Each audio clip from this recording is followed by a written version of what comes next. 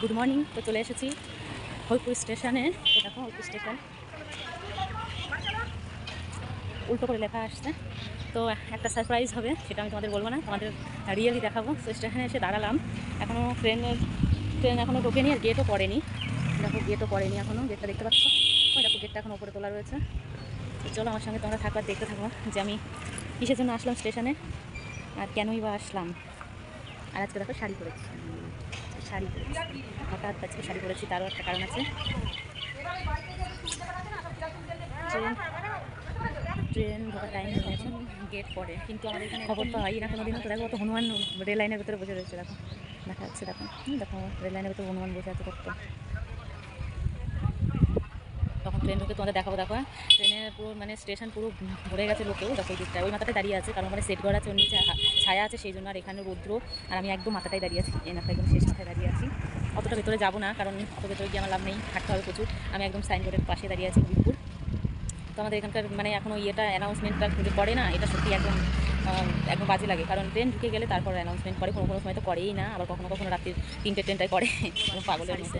তো চলো আমাদের স্টেশনটা তোমাদের পুরোটাই বলতে পারো, তিনতলা মল, এখানে শাড়ি থেকে যাবতীয় জিনিস পাওয়া যায়। এটা হচ্ছে একদম স্টেশনের থেকে, দেখো একদম পাশেই। আমি রান্নাবান্না করছিলাম, রান্নাবান্না করতে করতে আমার মা আবার ফোন করলো যে কেটলিটা লাগবে। কালকে আমি গেছিলাম, তো আমাকে ভাত তরকারি আর পাতাকপি ঘন্ট মাংসের ঝোল দিয়ে দিয়েছিল, যার জন্য সেই কেটলিটা আমার বাড়িতে রয়ে গেছিলো। তো আজকে আমার ভাইয়ের বউয়ের তো বাচ্চা হয়েছে, জানোই তোমরা, বেবি গার্ল হয়েছে। তো যাই হোক, ওই যে কেটলিটা রোজ লাগে স্কুলে, খিচুড়ি স্কুলে, তো আজকে হয়তো ভিজিট আছে স্কুলে, ওই জন্য এই খিচুড়ির ক্যানটা লাগবেই। তো সেই কেটলিটাই আমি দিতে গেছিলাম। তো আমি ভাবলাম একবারে আমি একজন আসবে, তাকে রিসিভ করে নিয়ে যাই। তো দেখো কত হনুমান রেল লাইনের ভেতরে। এই যে আমাদের হরিপুর স্টেশন, দেখো কত সুন্দর সুন্দর পাতাবাহারি গাছগুলো লাগিয়েছে, সুন্দর লাগছে। যতই বলবো কম বলা মনে হবে।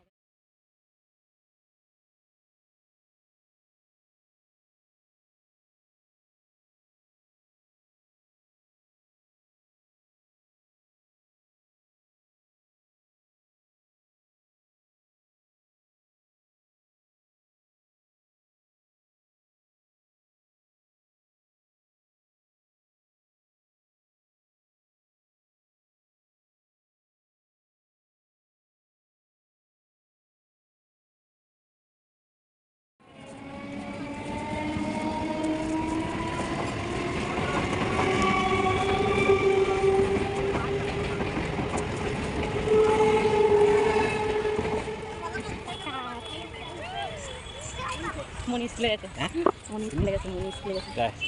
ভালো আছো? না, ওই স্কুলে গেছে না, একটার সময় ছুটি হবে। তা তুমি এত পিছনে উঠেছো কেন? এখানে উত্তর তো, সামনে উত্তর তো, এইখানে উঠলে ওটা বেশি আটা লাগতো না। ভালো আছে? ওই স্কুলের জন্য ছুটি হয়নি এখনো। আমি গেছিলাম ওই যে কৃষ্ণা দেবী, আবার ই ছিল কেটলি ছিল, কেটলি দিতে যেতে হবে, সেই জন্য কেটলি দিতে গেছিলাম। ওই রাস্তায় দাঁড়িয়েছিল, দিয়ে আসলাম।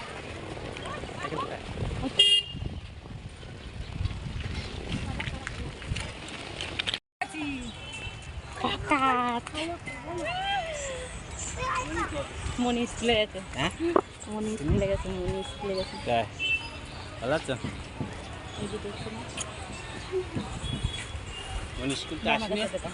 না, ওই স্কুলে রয়েছে না, একটার সময় ছুটি হবে।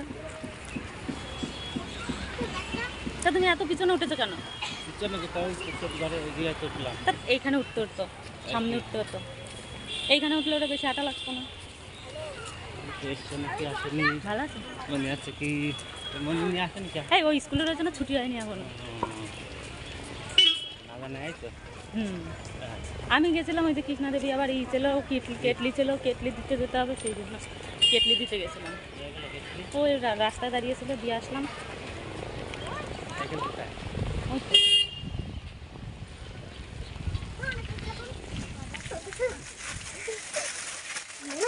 দেখি কেমন, এটা খোলে না, দেখি। দুটো পুতুল হয়ে গেল তাহলে তোমার।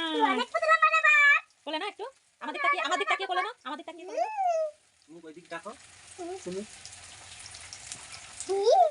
ভালোই লাগে এই পুতুলটা, খুব সুন্দর। আর ডলটাকে দেখাও একটু, ডগটাকে দেখাও। কি খুশি হয়েছে না?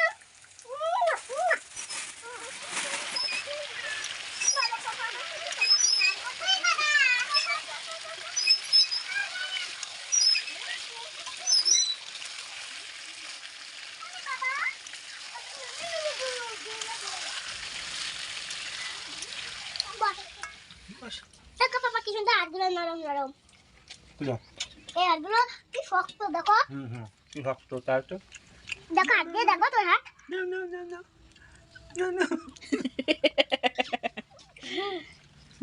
তোর মারে কাল খাইতি কতদিন খাইনি না কত পূজায় ছিল রে ভালোবাসা আমার মরে চলে গেলে সঙ্গে চলে যেতাম এতদিন। তো ফ্রেন্ড, খাওয়া দাওয়া পর্ব চলছে। যদি ভিডিওটা ভালো লেগে থাকে অবশ্যই একটা লাইক কমেন্ট অ্যান্ড সাবস্ক্রাইব। তো খাওয়া দাওয়া করে গলায় বেঁধে যাচ্ছে বলতে। জল খাও চলো এই পর্যন্ত ব্লগটা। বাই।